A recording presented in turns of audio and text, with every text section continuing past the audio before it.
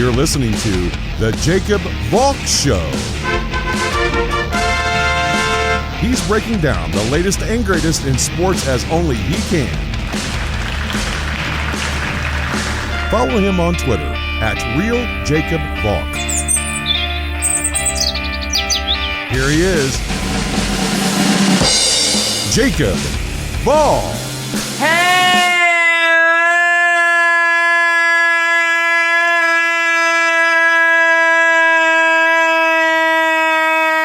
Hello, sports fan. Welcome to another edition of the Jacob Valk Show. I am the Jacob Valk, except no imitation. I've got to start with Rams-Niners. You know how, and I'm laughing because I got this so wrong. Like, you know how I say that, believe it or not, I actually know a little bit about sports? Maybe I don't. I mean, I was so confident that the Rams would beat the Niners. Out of the 3 picks that I made on Friday, I was most confident in Rams -3 or Rams -3.5. I think it was 3.5. I mean, did anyone outside of the Bay Area think that the Niners would win? Probably not, but wow. What a blowout. What a joke. What a terrible game by the Rams. Matthew Stafford looked absolutely inept. He threw 2 interceptions.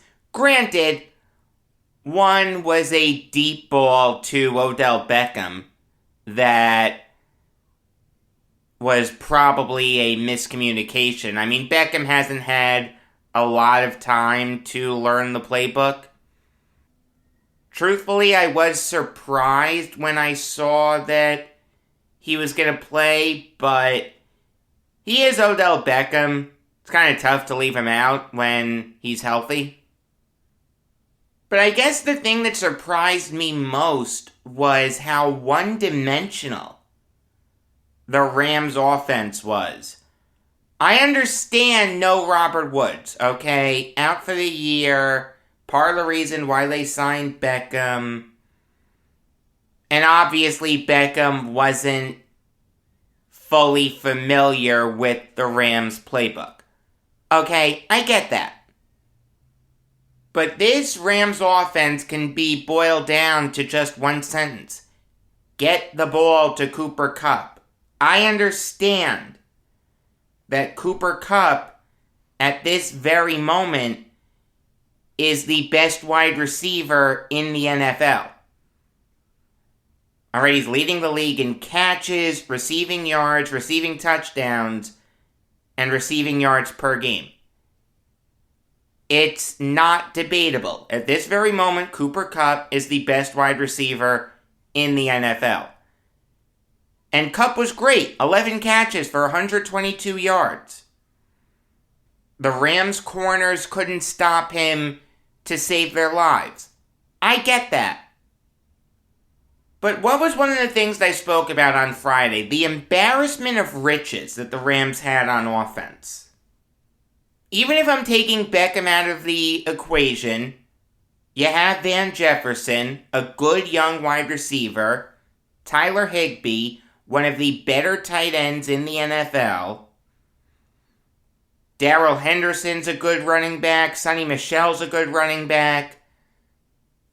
The Rams have playmakers. Darrell Henderson had the second most catches yesterday by a Ram. He had 4. Jefferson and Higbee were tied for third with 3. If I'm adding all 3 of those numbers together, it still wouldn't eclipse the 11 catches that Kupp had. If I'm doing that same exercise with receiving yards, it's even worse. All the Rams not named Cooper Kupp combined for 123 receiving yards. Kupp by himself had 122. But if I'm taking that to its logical conclusion, I feel like it's fair to take Kendall Blanton out of the equation, because Blanton only had 2 receiving yards because of that weird fake punt in the second quarter. So if you add in Blanton, the Rams pass catchers eclipsed Kupp in terms of receiving yards. If you take him out, which I think is fair, they didn't. Sean McVeigh is obviously one of the best coaches in the NFL.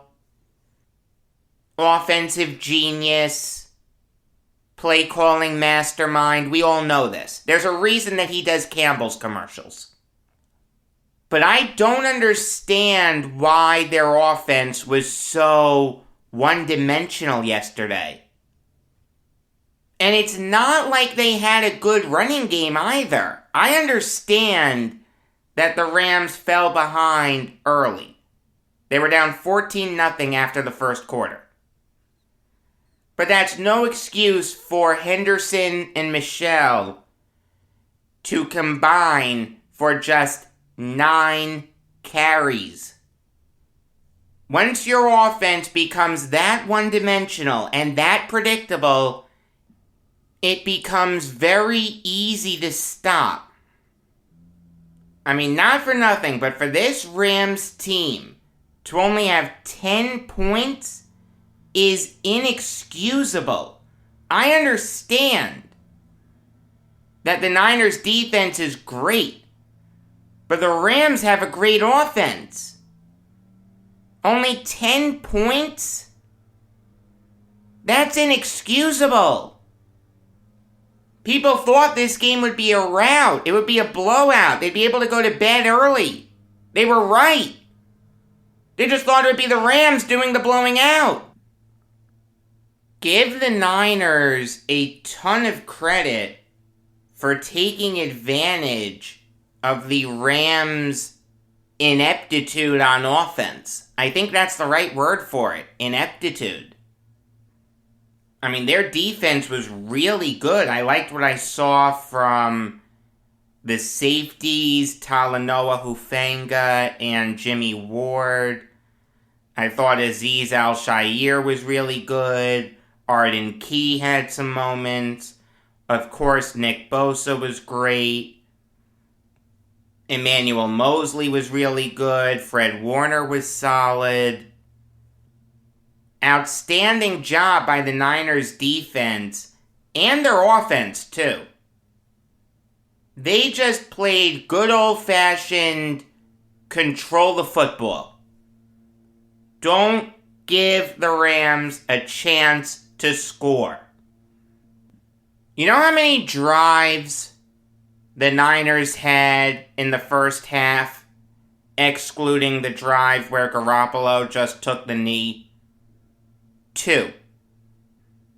The first one was a 19-play drive that took over 11 minutes.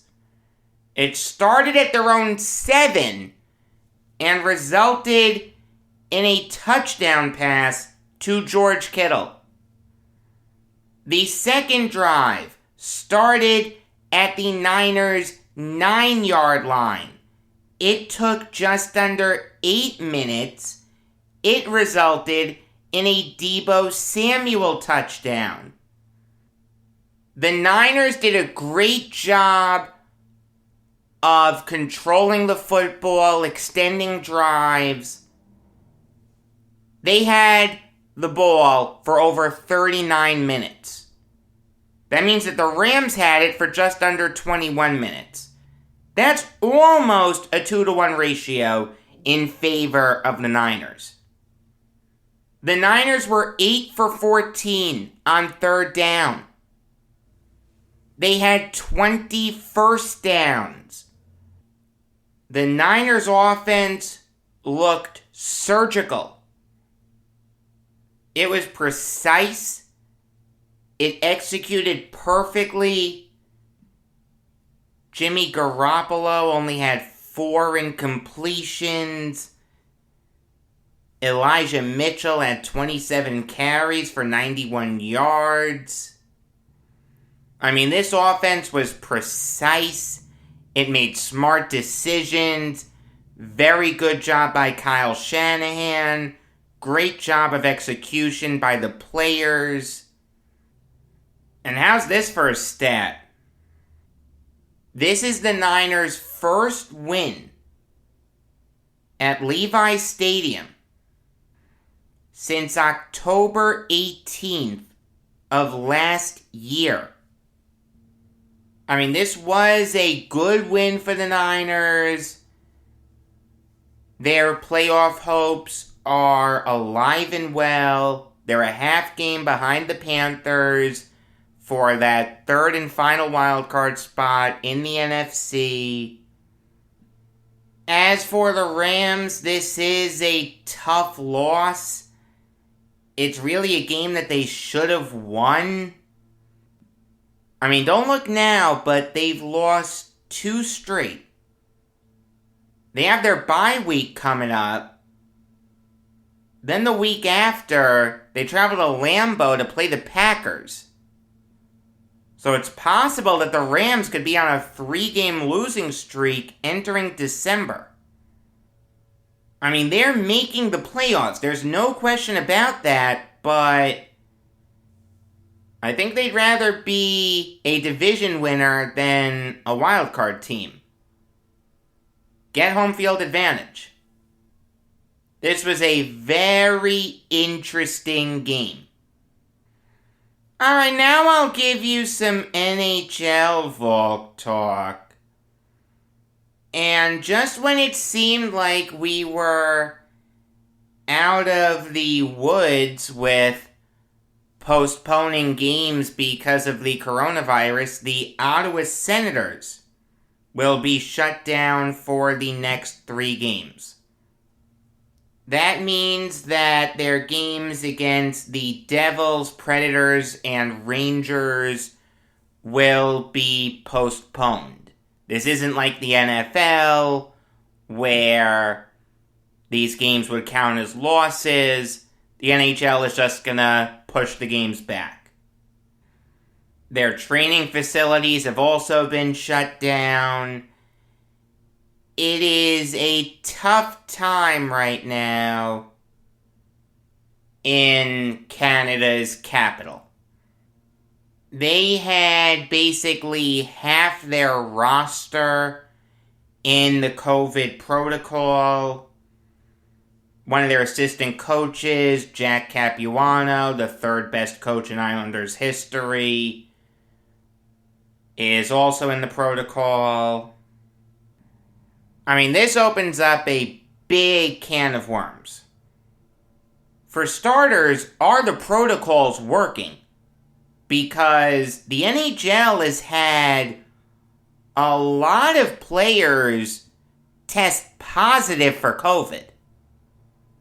I mean, not for nothing, but if the NHL has like all vaccinated players, or basically all vaccinated players, the fact that so many of these players are testing positive is really tough to wrap your head around. I mean, I'll say this, it's probably tougher for the NHL than any other sport. The NHL, you make regular trips to Canada. The NBA, yeah, you'll play the Raptors, but that's it. Usually when you're an American team going to Canada, you're playing multiple Canadian teams. So you're spending a lot of time in Canada. That doesn't always happen, but more often than not, it does. You're traveling from province to province. You have different regulations on what you can and can't do. Canada has been a lot more stringent with the COVID stuff than we have. I mean, I don't know if that's playing a role in this. What I do know is that the NHL really needs to think about what they're doing to manage this pandemic. I mean, at the end of the day, the die has been cast. This is the schedule. You're not going to go back to what you did last year with a shortened season and just playing teams in your own geographical area. You've got to manage this, but there is no league that is doing a worse job in containing the coronavirus than the NHL. I mean, every day you see these guys placed in COVID protocols. Just today, Jonathan Marchessault was put in the protocol. I mean, what on earth is happening? Look, I'm not a doctor, so I can't really comment too deeply, but what I can say is the NHL really needs to get their act together. I mean, this isn't happening in the NBA. This isn't happening in the NFL. Why is it happening in the NHL? It's kind of funny. Sharks fans are screaming bloody murder because they had to play 6 games without some of their key guys. They're saying, why didn't they get their games postponed, but the Senators do? It's a little different. The Senators have, no defenseman right now able to play. They signed some schmagegi named Zach Leslie that no one's ever heard of. They were prepared to have him play. Zach Leslie is a quadruple A player who would never sniff the NHL if not for the coronavirus. I mean, yeah, I understand why Sharks fans are upset, but it's just a different situation. I'm not intimately familiar with the NHL's COVID protocols. I'm not sure what needs to happen for games to be postponed. You want to tell me that the Denver Broncos had to play a game without a true quarterback, so the Senators should have to play with quadruple A defensemen? Apples and oranges. I will say this. There is a silver lining here. Hopefully this causes the NHL to amend its protocols. It's clear that they need to be amended. But also, interestingly enough, this affects the Olympics. I've been outspoken about my opposition to the NHL participating in the Olympics. It turns out that when the NHL agreed to participate, there was an opt-out clause. If their schedule was adversely affected by COVID postponements, they could opt out of the Beijing Games.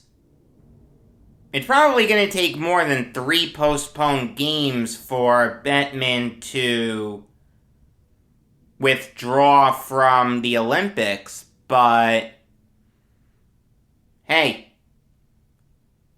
anything to get out of going to Beijing. Anything to stop the postponement of the season. I mean, here's my question. What happens to the rest of the schedule? If the NHL opts out, do they have a contingency schedule? If they decide to opt out of the Olympics, there's no way the break stays. There's no reason for the break to stay. I mean, it's not as simple as just sliding everything up. You've got to deal with arenas that had prior engagements. You've got to deal with hotels. You've got to deal with transportation. It's harder than you think. But look, this could be the sign of things to come. The Senators getting their games postponed. It wouldn't surprise me if more teams had their games postponed. The NHL doesn't seem to be doing a good job in controlling this virus. The NFL is, the NBA is. If Gary Bettman has a brain in his head, and I think he does, I like Bettman, he'll get on the phone with Roger Goodell and Adam Silver and say, hey, what are you guys doing that we're not? How are you managing this and we're not? Something needs to change with the NHL. And for the love of God, don't go to Beijing. Please don't go to Beijing. Don't go to any Olympics ever. Alright, now I'll give you some MLB Valk talk. And finally, the Mets have a GM. It took them weeks. They had to kiss a lot of toads before they found their guy. But it seems like they found their new GM. Billy Epler will be the new GM of the Mets. The former Angels GM, the former assistant GM for the Yankees. He was actually working with William Morris, the sports agency, so the Mets are hiring another former agent as their GM. This guy just happens to have front office experience.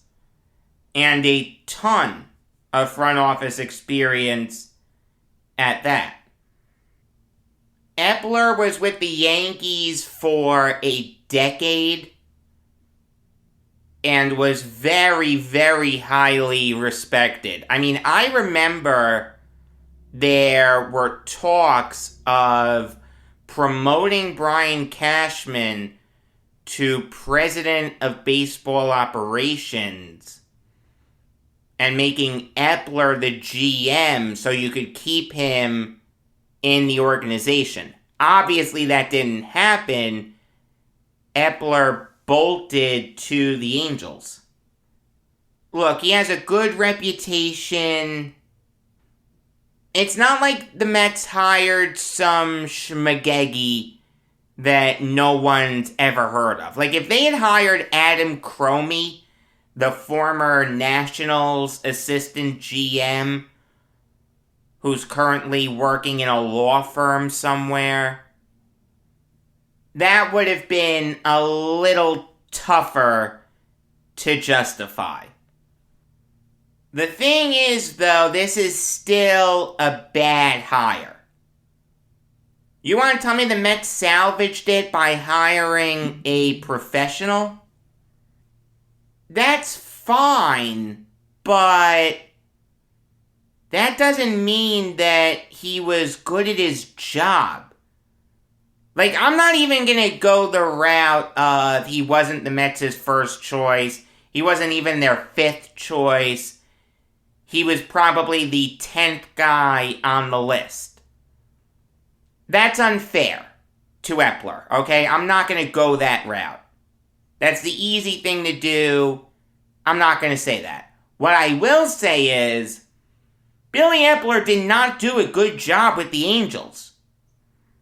This guy was GM of the Angels for the 16 to 20 seasons. In those years, the Angels only finished not in fourth place once. In 2017, when they went 80 and 82, they finished second in the AL West, but they never sniffed the playoffs. The Astros were obviously excellent that year. Yeah, they were stealing signs, but they still won over 100 games. They won the World Series. That's how history reflects it. And I'm not going to go down that rabbit hole. But this guy never finished over 500. This guy had the best player in baseball in Mike Trout, and the Angels did nothing. Justin Upton crashed and burned. Anthony Rendon is in the process of crashing and burning. Matt Harvey, Julio Teheran, Tim Lincecum, Cody Allen, Trevor Cahill, and Zach Cozart. None of those worked. You want to tell me Epler made good trades? Fine. I'll give you that. But it doesn't mean jack unless you get in the playoffs. The Angels never sniffed the playoffs under Epler.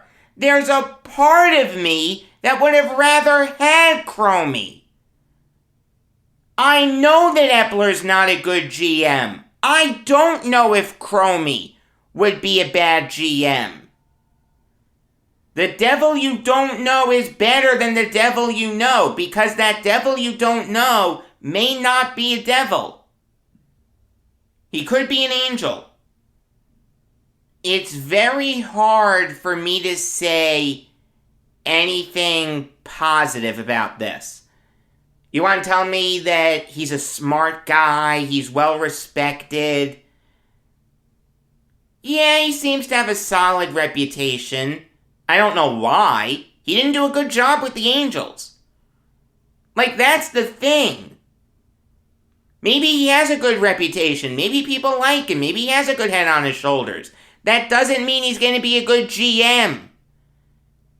This guy did a terrible job with the Angels. What makes you think he's going to be any different with the Mets? You've got to wonder why the Mets went this route. You've got to wonder why they had to lure some retread who's currently out of Major League Baseball. Think about the two guys who were most prominently linked to the Mets recently. Billy Epler and Adam Cromie. Epler was with William Morris. Cromie is with some law firm. So they went out of Major League Baseball to hire their next GM. Why did they need to go that route? That's the question. Why was no assistant GM with another team willing to take this job? What's the contract like? How much say is Epler really going to have? Is Alderson really going to be pulling the strings? Do people not want to work for Cohen? Is his Twitter use really that much of a concern? Is Epler just on a 1-year deal? So that way the Mets can make a play for David Stearns when his contract is up with the Brewers? Is Epler not going to get paid a lot of money I don't know. There are a lot of questions here. The Mets handled this search about as poorly as you could. And now you put this guy immediately behind the 8 ball. If you weren't so open about targeting other people, guys like Stearns, Billy Beane, Theo Epstein, Raquel Ferreira, etc., etc., maybe the fans would have been a little more okay with this. But now you've put this guy immediately behind the 8 ball because everyone knows you really didn't want him. There was a report that came out that Epler was high on Alderson's list to be GM before they hired Jared Porter. When Zach Scott was fired, they wanted to bring in Epler as an advisor. I don't know whether that's true or not. You're putting Epler immediately behind the 8 ball. I understand that none of this is Epler's fault. And I'm not saying that I'm begrudging him for not being the Mets' first choice. I'm saying that Mets fans are rightfully concerned about him not being their first choice. If he was so low on your list, why should we have any confidence in him? That's a fair mindset. Again, not Epler's fault, but I don't begrudge Mets fans for thinking about it that way. What I'm more concerned about is his bad track record with the Angels. Again, you have the best player in baseball in Mike Trout, and you never finish over 500. You do a terrible job with the pitching staff. You make bad decisions in free agency. Why should I think you'll be any different now? I'll say this, it'll be interesting to see who the next manager of the Mets is. Everyone's been so caught up in who's gonna be the next GM. People forget the Mets need a new manager. The smart money's probably on Brad Ausmus.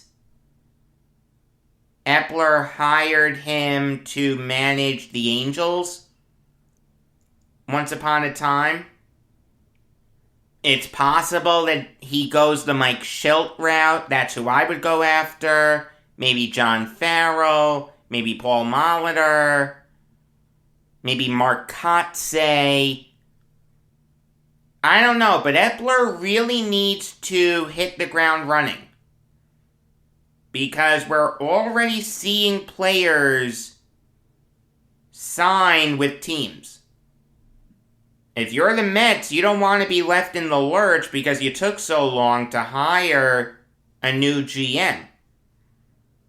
I mean, the Mets know something about being left in the lurch because they just saw one of their pitchers leave for the Angels. Gotta love the irony there. Noah Syndergaard signed with the Angels on a 1-year deal worth $21 million. $21 million for a guy who has only pitched in 2 games since the end of the 19th season. I'm in the wrong business. Man, I'll tell ya, I really hope that that's not all guaranteed, that that's 21 mil if all incentives are hit. Because for Noah Syndergaard to get 21 mil is absurd. Look, I understand that the Angels needed starting pitching. Alright, their rotation 24 hours ago was Shohei Ohtani, Jose Suarez, Patrick Sandoval, and blank. Realize, Alex Cobb is a free agent. So look, it makes sense that they'd want to go after Syndergaard. And if they want to stop here in terms of adding starting pitchers, I guess technically they can. They still have guys like Griffin Canning, Jaime Barria, and Reed Detmers. Jansen Junk, in limited time, pitched well too. Boy, I'll tell you, if Jansen Junk pans out, I'm going to be ticked off. Jansen Junk, formerly a Yankee farmhand, you know who he was traded for? Andrew Heaney. Look, Heaney not panning out is one thing. But if the Yankees actually gave up someone that's going to turn into something to get 12 miserable performances from Heaney, I'm going to be really ticked off. I mean, would I like the Angels to add another starter? Yeah, in a perfect world, I would. Because the back end of that rotation is shaky. But I guess technically they can stop now. And I wouldn't bang tables over it. Like, I'd understand the logic. But look, Syndergaard comes with high risk. You're not going to get 2016 Syndergaard, where this guy looked like he was going to be one of the best pitchers in baseball for the next 15 years. You're going to get the Noah Syndergaard that pitched in 2019 and went 10-8 with a 4.28 ERA and led the National League in earned runs given up with 94. Will he still be a good strikeout pitcher? Yes. Does Syndergaard have talent? No question. Does it make sense for the Angels to have gone after him? Yes. But $21 million?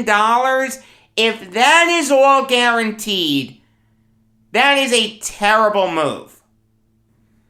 I understand that he could have just signed the qualifying offer. So if Syndergaard didn't get more than that, he could just sign the qualifying offer and stay with the Mets. I get that. But if I was Perry Manassian, someone who I like, I'd say, look, the base value is less than the qualifying offer, but these incentives, if you hit them, can push you well over the qualifying offer. I could see 15 mil for Syndergaard with a bunch of incentives. I'd do that deal in a minute. 21 mil, presumably all guaranteed. I have no reason to think it's not. It's just way, way, way too risky for my blood. I can't endorse it. Moving on now to the Blue Jays making a big splash. Not in free agency, but in re-signing a guy. They just signed Jose Berrios to a 7-year extension worth $131 million. And this is an outstanding move by the Blue Jays.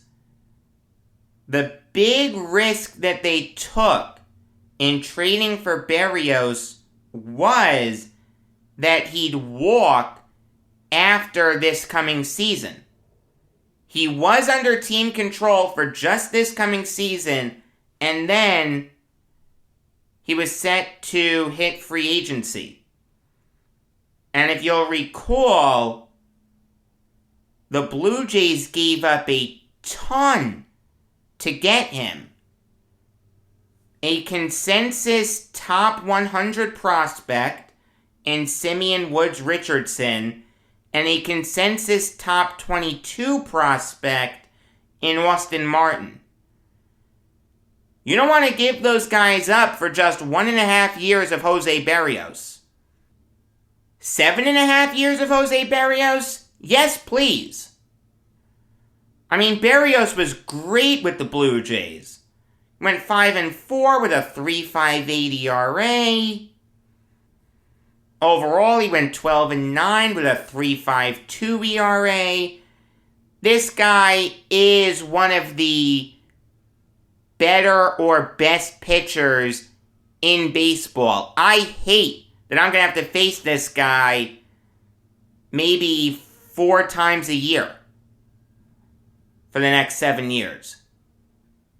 I mean, just to be clear, this deal is paying him under $19 million per year. If Jose Berrios were to hit free agency, he'd get easily more than that. This is a steal for the Blue Jays. You gotta wonder why he accepted this. He was under no obligation to accept this unless he and his agents are that concerned about the new CBA. I guess a bird in the hand is worth 2 in the bush.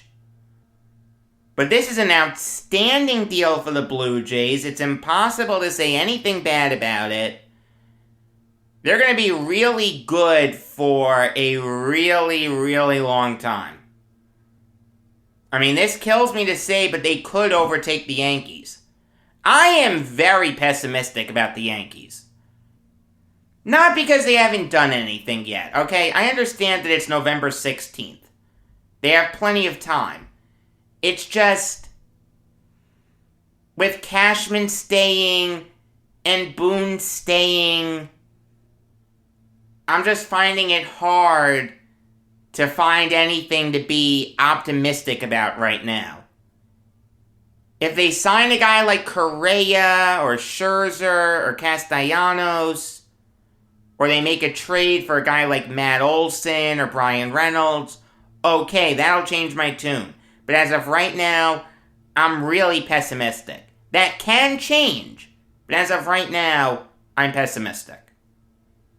Moving on now to the Braves signing Manny Pina to a 2-year deal worth $8 million. And this is a solid deal. I have no problem with it. Pina is your typical all-glove, no-bat backup catcher. There will always be a spot for that type of player in the bigs. I mean, I'll say this, the Braves catching situation is in flux right now. Travis d'Arnaud's a free agent, and even though he was great in 2020 and had a great World Series, he only hit .220 last year with 7 home runs and 26 RBIs. Do you want to bring him back? I don't think so. Is William Contreras going to be your starting catcher? Probably not. So who does that leave you with? A guy like Yan Gomes? You want to sign him? You can do that. You want to trade for Gary Sanchez? I could see that. You want to trade for Mitch Garver? I could see that. The Braves catching situation is in flux right now. You don't want Pina starting, but I'll give the Braves the benefit of the doubt. They didn't give him starter money. I think he's going to be the backup, and Pina is a fine backup catcher. All glove, no bat. I'm perfectly fine with that from my backup catcher. This is a good move. Brought up the Yankees a little earlier. Might as well talk about their new third base coach. Another ex-Met is on the move. We had heard this rumor for a while. It is official. Luis Rojas is now the Yankees' third base coach. You gotta wonder why the Yankees went this route. Like, usually, the coaches on a manager's staff are guys who the manager knows, he's friendly with them. It's the old boys club. There's no obvious connection between Rojas and Aaron Boone. I mean, they both come from baseball families. They both know what it's like to manage in New York. But that's about it. Is this a case of the Yankees mandating Boone's third base coach? I'm sorry, but if you have no faith in the guy to pick his own third base coach, why do you have faith in him to manage your team? I mean, I don't want to criticize this hire too much. The guy's the third base coach, okay? All he needs to do is not send Aaron Judge home when it's clear that he'll be out by 50 feet and he'll be better than Phil Nevin. I mean, the Yankees were a bad base-running team last year. A lot of that is on the third base coach. So look, I'm sure Rojas will be better than Nevin. Granted, that's a low bar to clear, but I could see him doing a solid job. At the end of the day, it's never a bad thing to bring in a former manager on your coaching staff. Even if the guy was a bad manager, it makes sense. And look, no one's going to mistake Luis Rojas for Davey Johnson anytime soon. But I also don't think he was George Bamberger. I mean, the optics aren't great. The Yankees are hiring a failed Mets manager. If you only made it 2 seasons, you failed as a manager, okay? You just did. Maybe it wasn't all Rojas' fault, but history will regard him as a failed Mets manager. I mean, I don't hate this move. I don't love it. It's not like the Yankees brought in a guy like Schilt or Farrell or Molitor or a guy like that. They brought in a guy who, in his 2 seasons as Mets manager, finished 8 games under 500 both years. I mean, the Mets are the only team in baseball history to lead their division for over 100 days and finish with a losing record. That reflects negatively on Rojas. But it wasn't all Rojas' fault. The Mets were bitten by the injury bug. And obviously, he inherited the Mets under terrible circumstances. He took over for Carlos Beltran. Impossible situation, he made the best of it. He's just not Dusty Baker. That's okay. I'm not a big Baker fan anyway. Great regular season manager, terrible playoff manager. It's hard to get too excited about this move, but I don't want to kill it. Until tomorrow, I'm Jacob Valk, and always remember, if you disagree with me, you're wrong.